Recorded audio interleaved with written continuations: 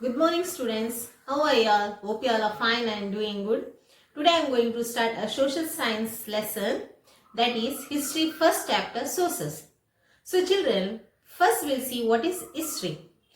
History is a systematic study of past, and history is written on the basis of sources. Hence, no source means no history. So to acknowledge the history, we have something known as sources. Okay children, we'll see now what is sources. Sources are the things based on which history is written. Okay. If the things used by the human beings in the past have remained, then they are called sources by the historians. Hence, the agriculture tools left by the earlier people like coins, inscriptions, temples and other religious buildings are considered as sources to write history. The materials needed for the writing of the history are primary sources. These sources are divided into two, that is literary sources and archaeological sources. Here, first literary sources are divided into two, that is written literature and oral literature. And written literature is subdivided into two, that is native literature and foreign literature. Whereas archaeological sources are divided into four, that is first one is inscriptions, coins, monuments and other ruins. So children, first we will see about written literature. Written literature is the main source of literary sources.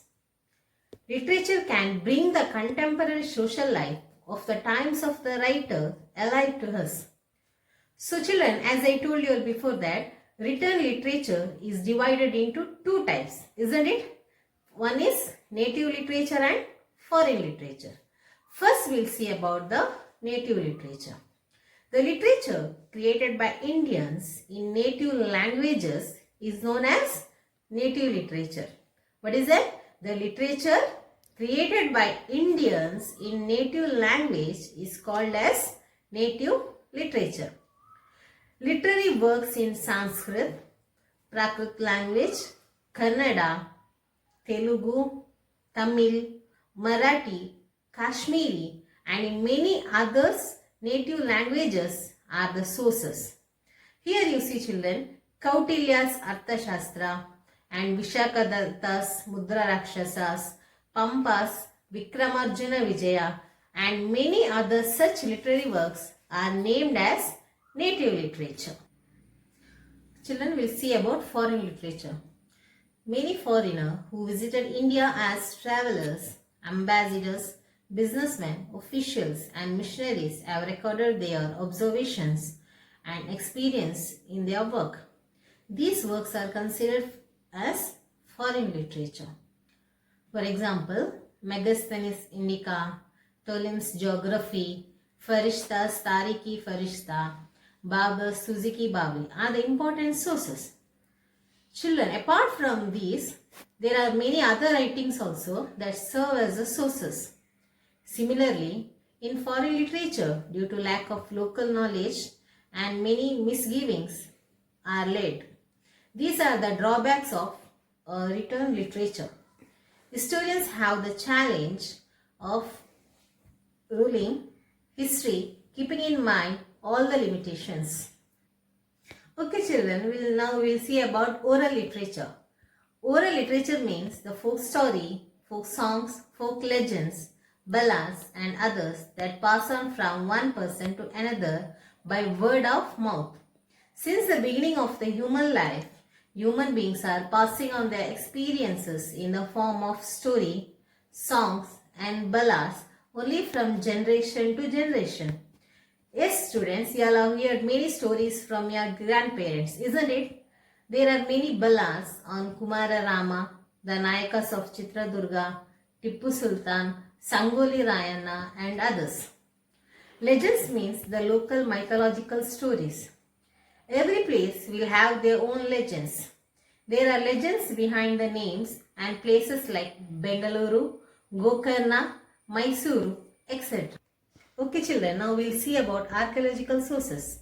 Archaeological sources are divided into four types, that is inscriptions, coins, monuments and other ruins. Archaeological sources are available not only on the surface of the earth but also hidden deep in the depth of the earth. The hidden things in the earth are dug out by using scientific methods. This process is called excavation. Harappan civilization came to light only due to the process of excavation. During excavation, ruins of buildings, inscriptions, coins, terracotta pieces, bangles, seals, beads, bone pieces, metal and others have been found. Okay children, now we'll see about inscriptions. Inscriptions means engraved writing. They are written on the stone, rocks, metals, ivory, terracotta and other materials that last longer.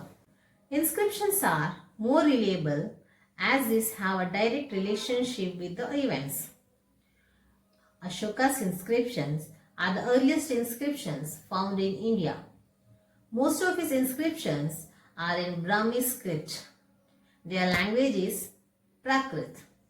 Thousands of inscriptions are found in Kannada, Telugu, Tamil, Sanskrit and Prakrit language.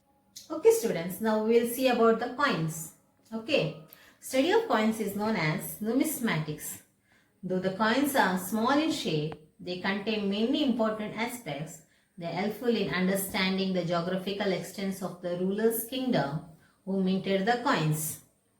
They also aid us in knowing the language of administration, titles that the kings possess in their religion, economic conditions, etc. Here, Samudragupta had minted 7 different types of gold coins based on the pictures on those coins. It is said that Samudragupta was the lover of music. So, here we can come to know about the love of music towards the after seeing that the coins which is done by the Samudragupta, that he is the lover of music and he had conducted Ashwamedha Yaga too. The availability of Roman coins in Bengaluru proves that fact that the region had trade link with Romans 2000 years back. Okay children, the next one is monuments. We'll see about monuments. Okay, monuments are the major sources to write history. Places, temples, forts and pillars etc. are the monuments only. As you all know the Taj Mahal, isn't it? It was built by Shah Jahan. Yes, Shah Jahan's Taj Mahal tells the story of love and Chittor's Vijayastambha tells the victory of Ranakun. Ellora and Ajanta narrate the mastery over painting and the sculpture during their time. The temples of Aihole, Pattadakallu explain the evolution of Indian temples architecture. Students, the monuments throw light on then contemporary religions aspects, technology, economic growth, scientific knowledge and creativity achieved. Okay students, now next we'll see about the last concept, that is other ruins. Based on the various pieces of terracotta, bangles, beads and seal produced during the examination, one can understand the socio-cultural, economic and political and religious life of those people. How they were following the economic, political and religious life, we can understand by seeing the various pieces of terracotta, bangles, beads, etc. Okay, and not only those, one can also understand the food habits. Food habits means what are the foods they were consuming on that time. Even that also we can understand. And the pattern of business of those times means the which kind of business they all are doing on those times. Everything we can understand by the various types of things. So students, here ends our lesson. I hope that you all have understand the concept which I have taught you all. So the students, after this video, a link will be sent to you people. Please open that link for the reference and you can also refer the textbook from that link.